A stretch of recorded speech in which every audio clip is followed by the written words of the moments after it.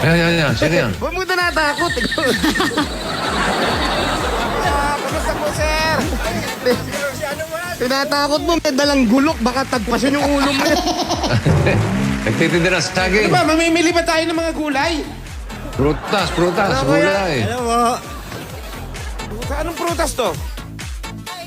American lemon. American lemon. lemon. sorry, Ano American yan? lemon. Yes. Ate, pangalan niyo po?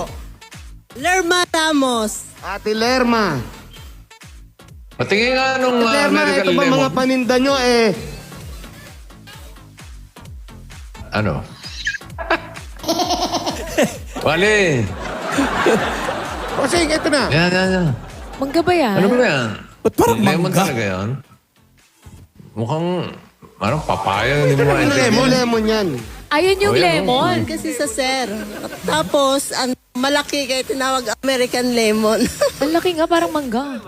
Lemon daw to, bossing. Kaya lang, tumubo, malaki. naging ganito kalaki, kaya tinawag nilang American lemon.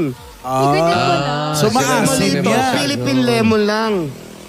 Oh, yun. Magkano isa nito? Pa! Ay, magkano isa pa. Kilo. Kuya, halika kuya. Ka. Anong pangalan ni Kuya? Aray ko. Noel Ramos po. Sir Noel. Magkano isa nito, Sir Noel? 4 kilo po yan. Per kilo. 4 kilo? Per kilo. Okay. Tapos ito po mga paninda ninyo, mga pananim nyo to. Hinahango po namin iba tanim po namin. Kasi pag pananim nilo to, ito alin dito ang mga tanim ninyo? Yung saging po. Ito ni Alan yan. Ano ba yan? Tapos Saging? kuya, napansin ko po. Aba! American nawala banana. yung isang kamay ninyo. Ano po nangyari dyan? German Kasi hindi po banana ako naman. dati. Na ano ng baka, nasuwag. Ecuador. Nasuwag po ng baka.